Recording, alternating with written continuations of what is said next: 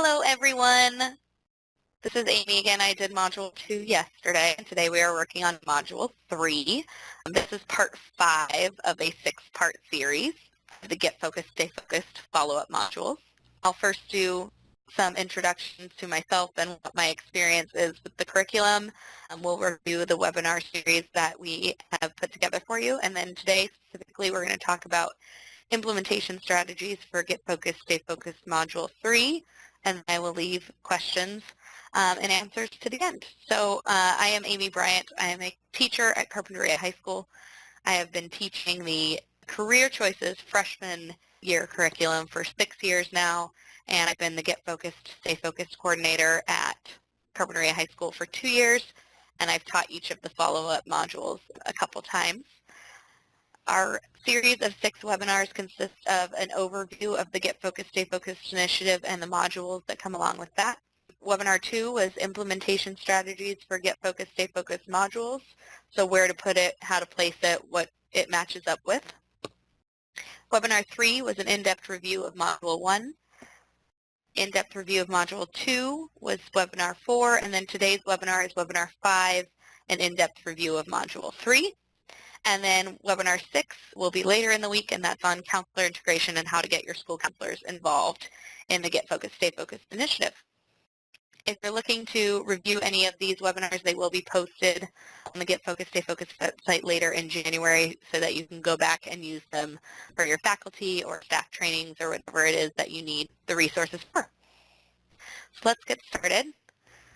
Some materials that you might need are your Get Focused, Stay Focused instructional manual, as well as a copy of Module 3, and that module is the lavender colored module, and it should say Module 3 on the cover, preparing to act on your 10-year plan. It looks just like that. The options for implementation for Module 3 are it needs to be early in the 12th grade, and if you open up in your Get Focused, Stay Focused program and instructional manual to page 5-153, it'll give you all of the instructions and lesson plans for Module 3. Some options for implementation of where to place the modules are an advisory or an extended learning period in which all teachers teach Module 3. You can train your senior if you're grade divided for your advisory or your extended learning. Your teachers could all be trained to teach Module 3 to their group of seniors. It could also be incorporated in an advisory or an extended learning where you train a few master teachers in the follow-up modules in which they take whatever level you're working on, in this case the seniors, into the lab or into their classroom and teach Module 3 in cohorts. So where you take a group of seniors, you'd run them through Module 3, and then when they finish, you'd bring in the next group and using those master teachers. There's benefits and drawbacks to that. Benefits are that they're getting a constant curriculum that's been trained and all teachers who are master teachers have bought in. And there's also benefits to the all-teacher buy-in where it really becomes a school-wide initiative. Other options are the core subjects of English and history. This is what we are currently doing at Carpinteria High School. The 10th grade is in English, the 12th grade is in U.S. history, and then the 12th grade is in our English classes again. This works just because it can be tied to a grade. All of the modules are aligned with the Common Core standards.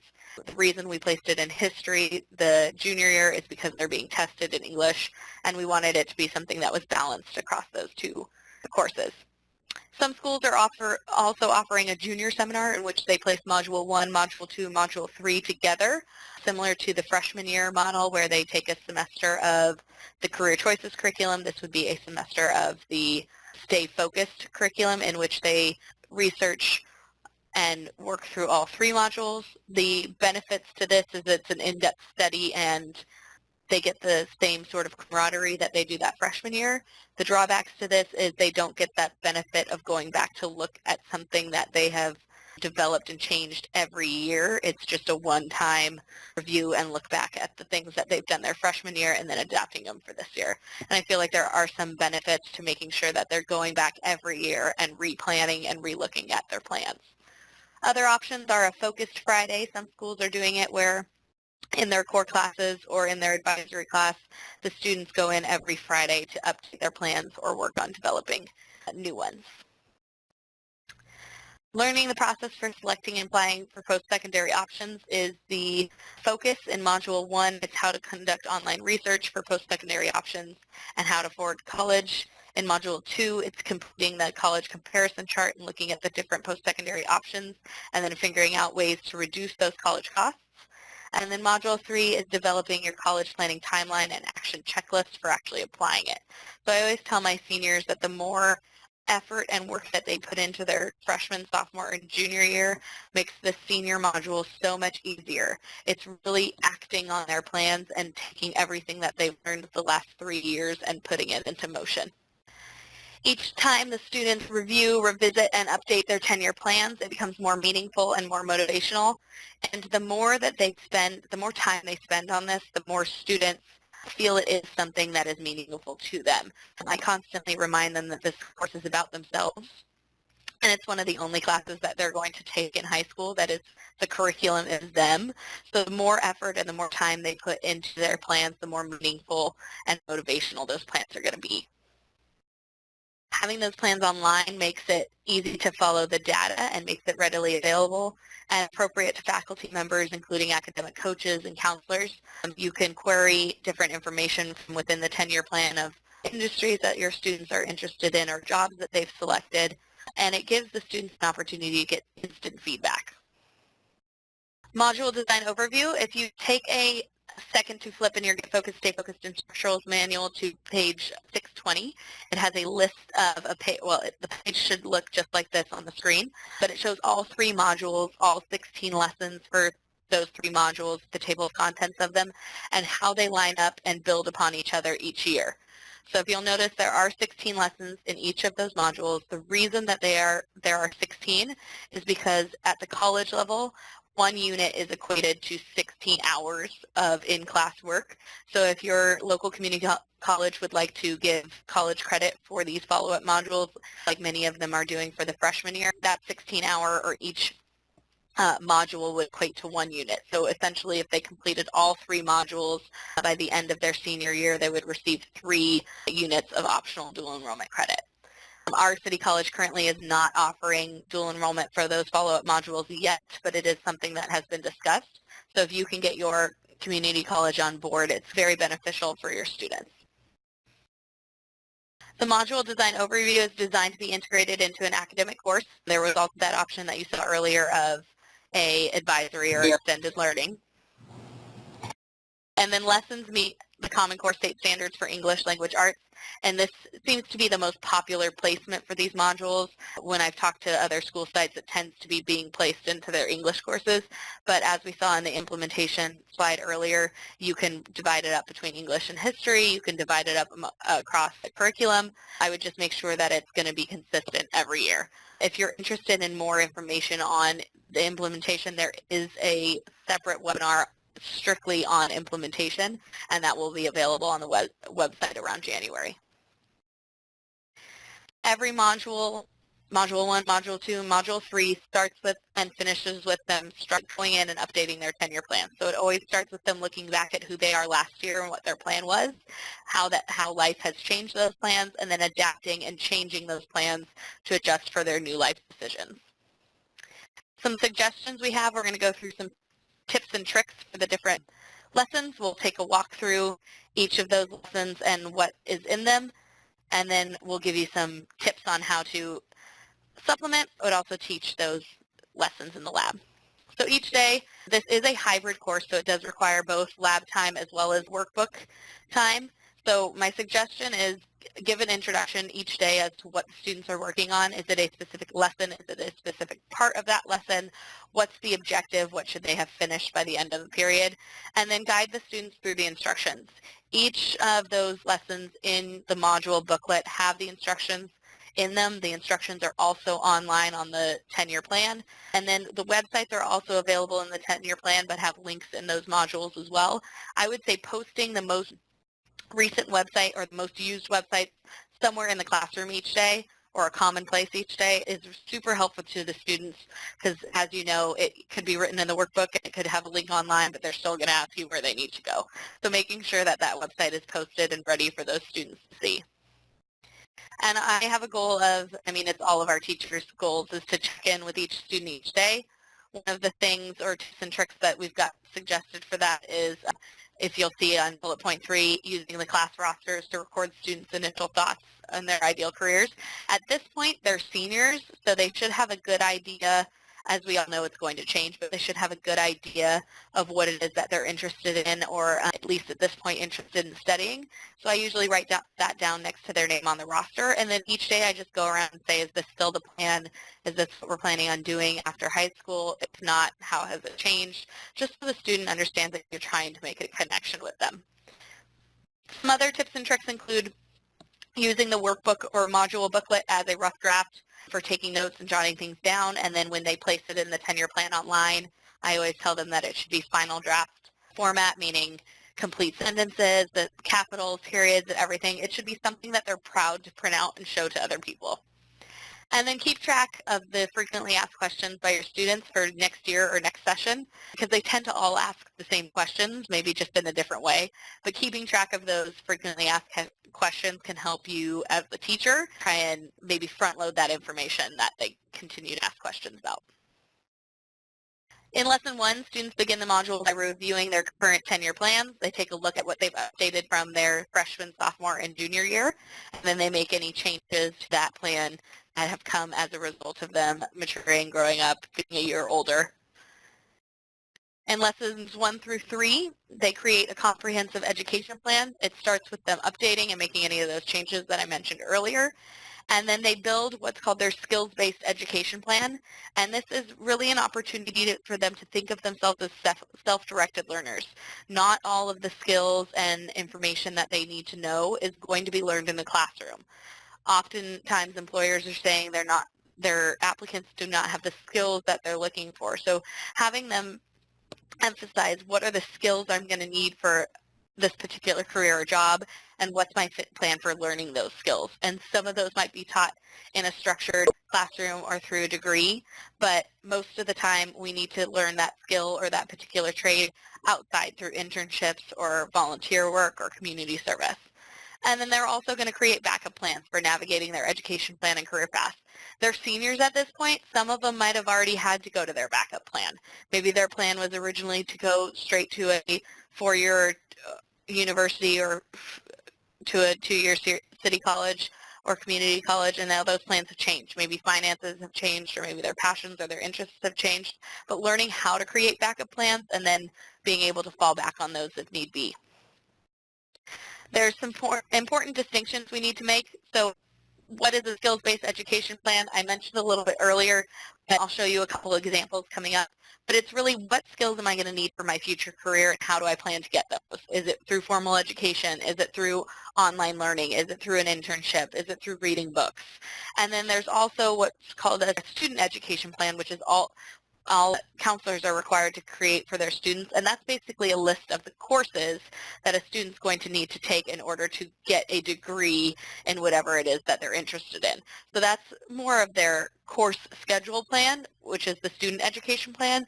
The skills-based education plan is, what are the skills am I going to need and how am I going to get them? So skills and knowledge that you want or need to acquire, and it's for your chosen career or for your chosen lifestyle. And then the student education plan is just the courses that you need to take to get a degree or a credential. An SEP or student education plan is a subset of that skills-based education plan. It's a part of it. It's the list of courses required to complete a credential in college or post-secondary certificate that will help you towards your skills-based education plan. This is what a skills-based education plan sample looks like. So as you can see right here, the skill that needs to be learned, the plan for learning it, and then is that skill transferable? So is it something that's required of my chosen career, but then also required of my backup careers? And if you want to turn pages 17 and 18 in your Module 3 workbook, or 9/9 in your Get Focused, Stay Focused manual, it will show you that difference between a skills-based education plan and a student education plan. Essentially, the skills-based education plan includes that SEP. It's just more in depth and more focused on career going.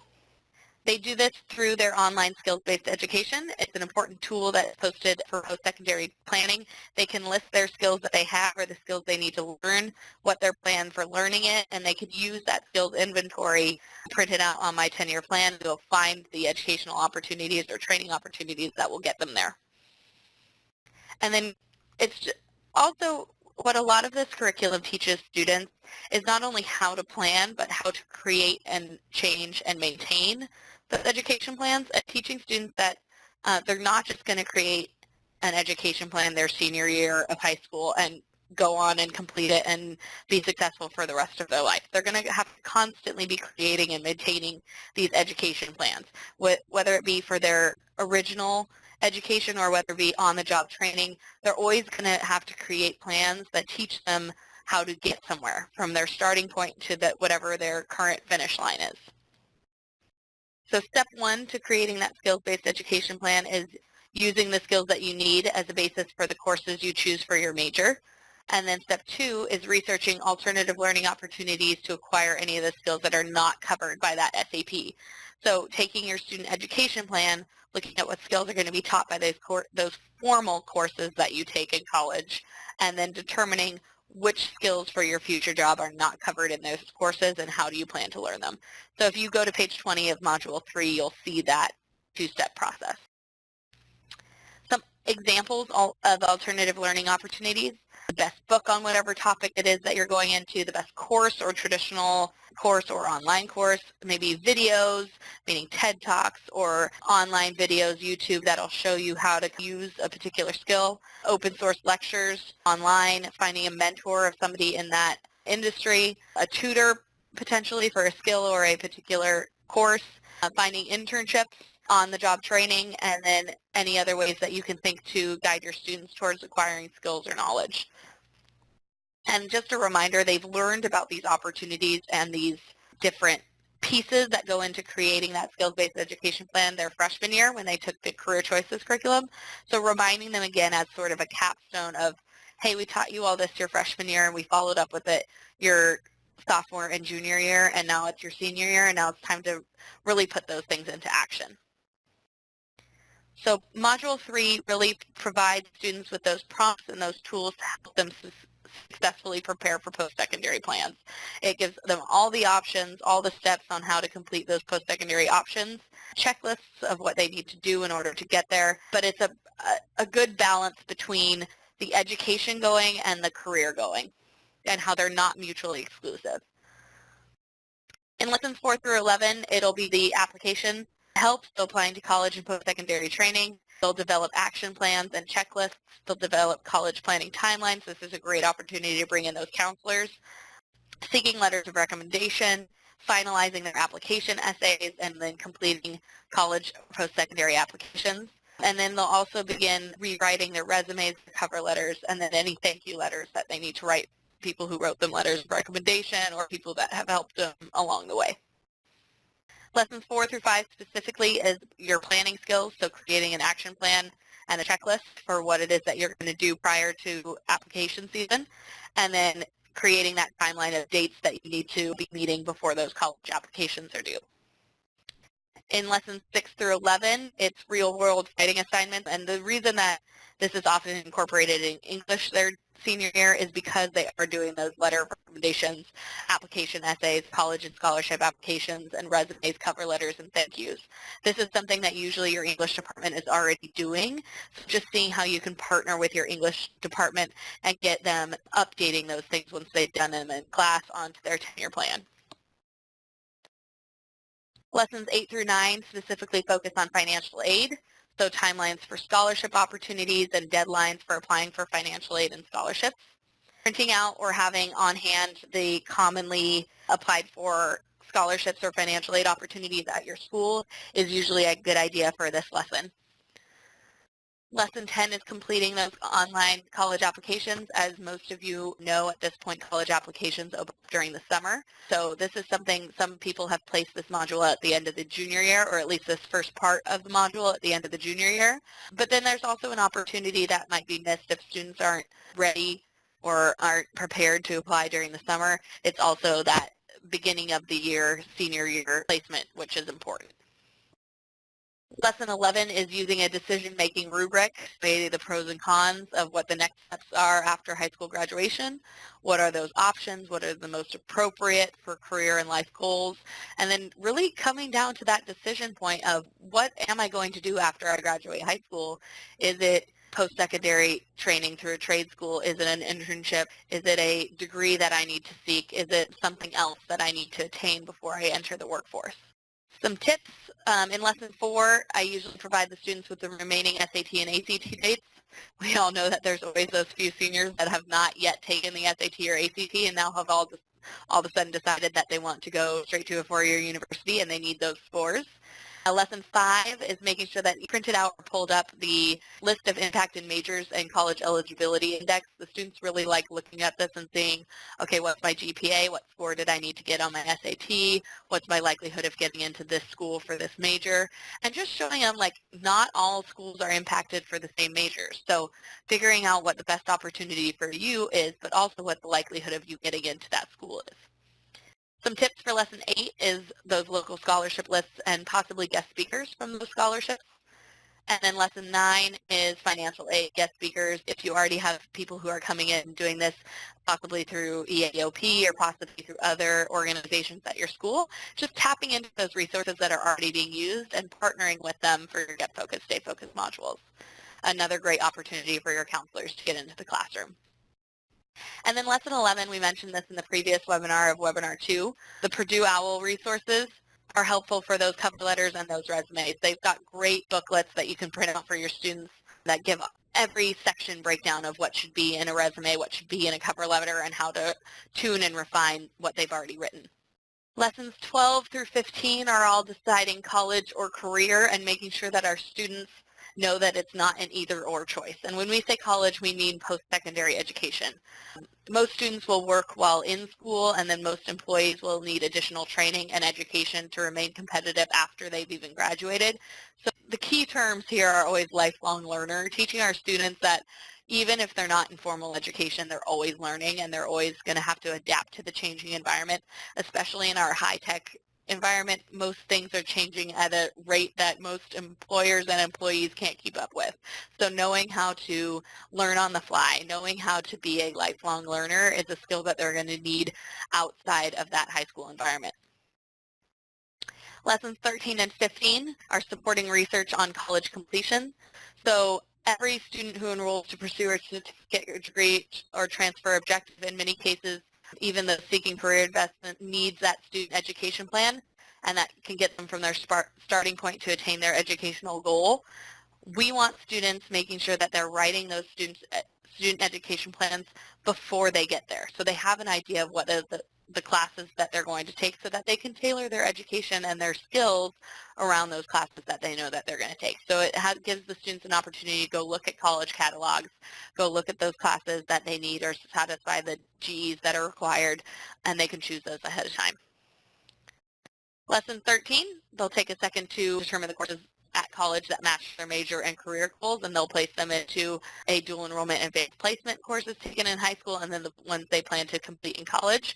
So if they've taken courses that have already satisfied some of those GEs, they can place them up here in the dual enrollment category or AP category or IB, depending on what your school offers. And then down here in the bottom section gives them an opportunity to plan ahead for what is left. So what are the ones that I haven't satisfied yet, and what classes do I plan to take in order to get there? Lesson 14, all students need to know how to apply for jobs and prepare for interviews. So really Module 3 comes full circle with that career choices curriculum that they did their freshman year.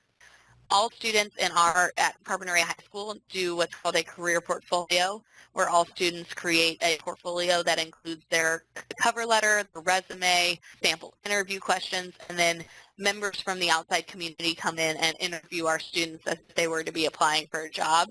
And it's a great opportunity for kids to get some practice. They've done it their freshman year when they were maybe a little bit littler and a little bit more scared, and now they do it their senior year where they should be a little bit more confident, a little bit more ready to enter that workforce. Lesson 15, you get ready to sign up for classes and ensure that you'll take courses that will expedite your education. You develop a course schedule, you use your college and post-secondary training options, and the online course schedule. Lesson 16, as always, they end the module by updating their online tenure plans. They print out their tenure plan summary and their portfolio items and use what they learn in that final interview with the volunteers. Some tips, 11, 14, and 16 are their senior project. It's that career portfolio I mentioned, modeled after what we do their freshman year with the Career Choices curriculum. They have an exit interview that they complete in their English classes, and the organization that we use is actually called Santa Barbara Partners in Education. But if you contact your Chamber of Commerce, they would probably be able to put you in contact with people that you could call in on that finals day that would do mock interviews for you. Select if you want to do this with your staff or you want to give a little bit more in-depth training on Module 3. Some suggestions we have is to go through what's called a lesson breakdown and select one lesson from Module 3. Read through that lesson, keep in mind how students want to approach the teaching of that to your student population. Oftentimes it gives a suggestion of time and resources, but teachers tend to know their kids better than a textbook does, so making sure that you know how long it's going to take your kids, what resources are your students going to need. And then if you do this, turn to your Get Focused, Stay Focused instructionals manual for further instructions on that lesson. It'll give it in-depth ideas of ways to enhance it, but also a breakdown of those instructions in a little bit more detail. If you go back and do a lesson breakdown, things that you should be writing down, what is that lesson objective? How much time do you think is going to be needed for your students? Are you going to need a computer lab for this activity or lesson, yes or no? It has bolded vocabulary in each lesson that should be front-loaded, but are there any additional words that you think are going to need to be front-loaded, and so on? And then, as we know, we have to do something to get our students engaged in the material. So making sure that you've come up with a couple enrichment ideas maybe for each module, maybe a TED Talk or a YouTube video or a visual handout that might add to the curriculum. So especially for seniors and in light of their career portfolios, maybe tips and tricks to good interviews, whatever it may be that you bring in to enhance that material. That is an in-depth overview of Module 3. If you need any more information, please go to getfocusedstayfocused.org and look out for the posting of these webinars and videos for further use. Thank you very much.